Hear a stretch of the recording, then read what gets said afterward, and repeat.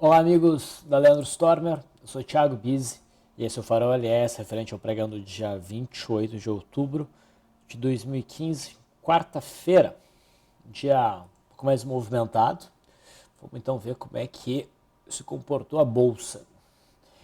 Nós temos aí na tela o gráfico diário do índice Bovespa.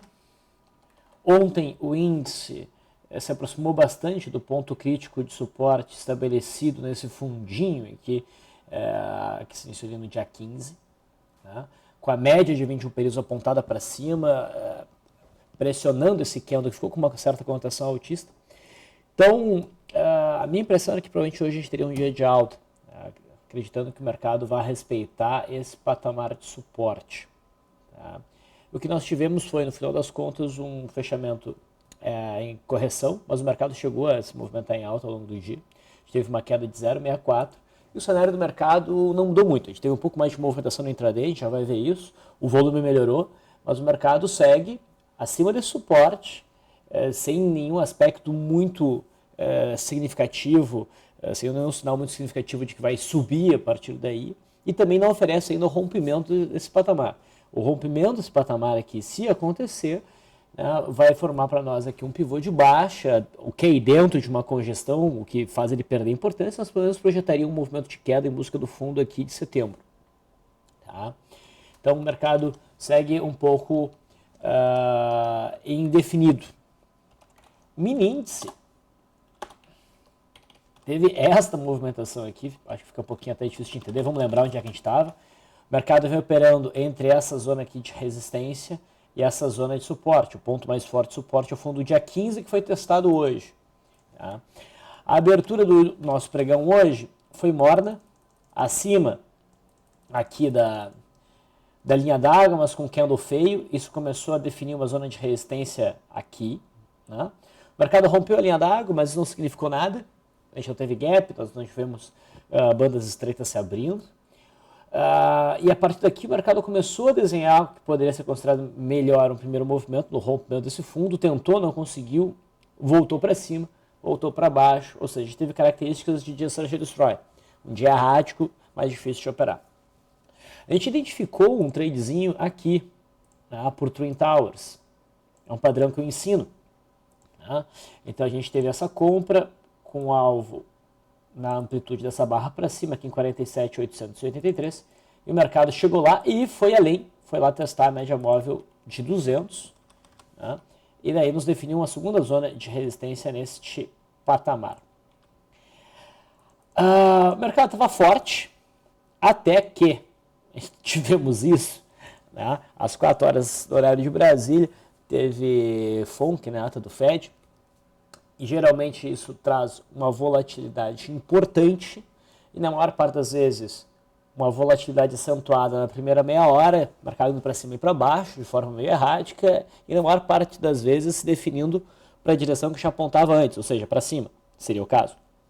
Né? Mas hoje foi um movimento um pouco diferente. A gente teve uma barra que há muito tempo eu não via no mercado, uma barra bem grande, e ela foi indo de forma consistente e já estava no finalzinho do pregão, né? Isso fez, essa barra conseguiu levar o nosso mercado a testar aqui o suporte, tá, dos 47.130, 47 mil pontos. E por enquanto a gente pode dizer que o mercado respeitou esse patamar. Tá? A gente não teve o rompimento. Tá? Se tivesse tempo de pregão, provavelmente acho que o mercado repicaria.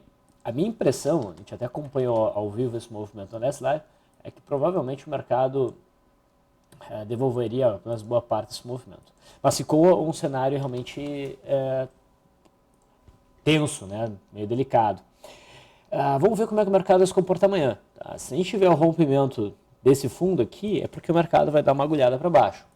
Mas depende muito da abertura do nosso mercado amanhã. Tá? A gente também buscou, nas operações que eu faço com o pessoal, né, uma operação de retorno à média aqui. Então, nós tivemos a primeira operação no futuro, foi essa aqui, positiva, depois duas tentativas no gráfico, primeiro no gráfico de 1 minuto, depois no gráfico de 5 minutos, e enfim uma última tentativa aqui no gráfico de 5 minutos, que pagou esses dois prejuízos de 80 pila, e sobrou uma graninha aí, uns R$100 mais ou menos. Tá? Então, a gente teve sucesso. As operações eu operei bem leve. Tá? Essa última operação aqui é erro do Profit, não teve. Tá? Então, agora já tem um ponto bem definido para o mercado romper e dar continuidade de movimento de queda, senão a gente deve continuar numa movimentação meio perdida. Tá? O mercado está devendo agora uma zona de resistência boa para rompimento, para nos definir que o mercado vai para cima, uma zona no intraday. Tá nos devendo. O melhor que nós temos agora é essa faixa aqui próxima a 48.100 pontos. O mercado americano tinha viés altista, foi isso que a gente comentou, não tinha cara de corrigir de forma significativa, parecia que a média móvel de 200 estava segurando os preços, e de fato foi isso que nós tivemos. Né? Esse é o gráfico da S&P 500 futuro que fechou em alta de 1,16%. Agora repara o seguinte, o gráfico intraday, tá? O nosso mercado fez aquele movimento que a gente lucrou com o Twin Towers nessa barra elefante rompendo essa congestão. Tá? E o nosso mercado caiu com essa movimentação aqui. Aqui o nosso mercado fechou, o mercado americano conseguiu recuperar tudo, tá? Inclusive romper esse topo. Então o mercado americano se mostra forte e nosso mercado não estava aberto para reagir a parte desse movimento aqui. Tá? Vamos ver como é que vai ser amanhã então. Agora a gente define o suporte aqui e resistência. Bom, a resistência a gente deve olhar ela amanhã de manhã, né? Porque o mercado americano vai operar aí ao longo da noite. O Dow Jones também prossegue o movimento de alta. Agora fica claro que a média móvel de 200 foi rompida, tanto no S&P 500 futuro quanto no índice Dow Jones. E por isso agora o próximo alvo é o topo histórico. O mercado americano está bem forte. O dólar tinha viés mais baixista, a gente chegou a ter uma movimentação em queda. Mas, como eu falei para vocês, o movimento dentro dessa congestão ele fica mais errático, é o que nós tivemos hoje. O mercado foi para baixo, foi para cima. No final das contas, não ofereceu nada de muito interessante. Vamos olhar aqui no intraday do WAX15. Tá? Nós tivemos até um rompimento de linha d'água dentro do método Busy, mas com configuração ruim. A gente não levou fé na operação, a gente não fez o trade. A gente identificou aqui também um canalzinho de baixo que mostrava que o rompimento das mínimas do dia não era uma boa de tentar buscar operações. E aqui foi o resultado que nós tivemos com essa barra enorme, né? Com essa movimentação pós-Fed. A Busy aqui não seria uma barra elefante para operar? Não, não é, porque ela é muito grande, a gente fica muito distante da média móvel de 21 períodos. É muito comum esses movimentos que vêm logo depois da ata do Fed lá nos Estados Unidos, eles devolverem tudo, tá? Mas eu posso apagar agora esse canal de baixo, que não tem mais muito significado. E agora a gente tem uma zona de resistência um pouco melhor definida, por volta aqui dos 3.938. Okay?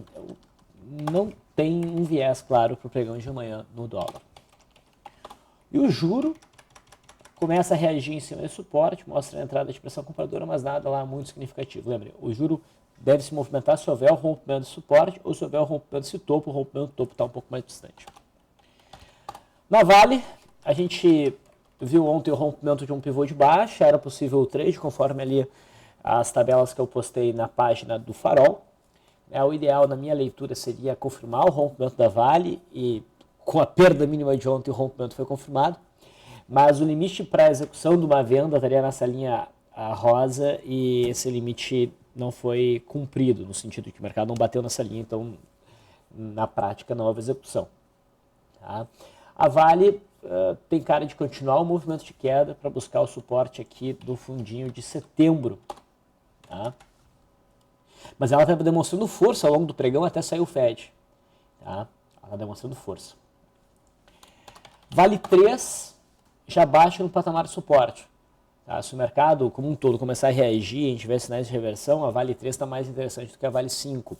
Detalhe, no trade foi passado para o método Leandro, ok?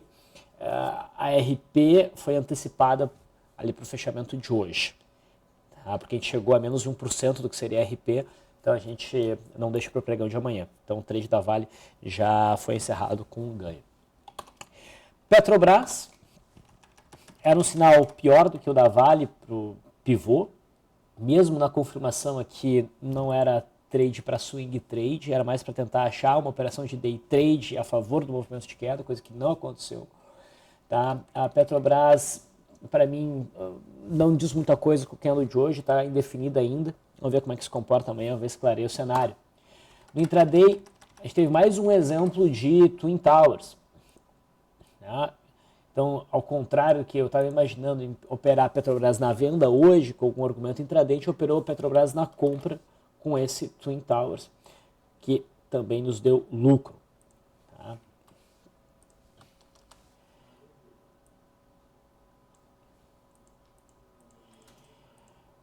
Bom, não vou ficar ajeitando as linhas intradiárias, vou deixar isso para amanhã. Né? O setor bancário, Bradesco, chegou a exibir uma boa alta, mas ainda sem ter batido no suporte, então sem estar num ponto muito bom para operações. A gente viu um rompimento intraday, a gente ficou meio assim, não tinha tanto volume, a média de 200 estava próxima, a gente acabou não entrando, só que daí o papel realmente disparou e veio buscar a resistência topo do dia 23. Também seria possível, mencionei com o pessoal, um trade na venda aqui. Olha, repara o volume, como foi forte em cima da resistência. Só que o papel não estava fora das bandas, então eu fiquei meio assim, a gente acabou não fazendo operação, mas se a gente tivesse feito a operação, ela teria dado muito certo. Então agora fica bem clara a resistência ali por volta dos 22,50 em Banco Bradesco. Quando o gráfico diário não nos diz muita coisa. Itaú ainda não se definiu, está ali ainda testando o que seria a LTA, testando esse fundo. Está um gráfico um pouco esquisito, não tem o que fazer. Itaúsa já se mostra um pouquinho mais direcional para baixo e talvez realmente buscar esses fundos aqui. Se o Itaú não fizer isso, provavelmente Itaú segue, né? Mas talvez Itaú não gere uma operação decente de venda aqui. Mas se romper essa região, o esperado seria buscar este ponto.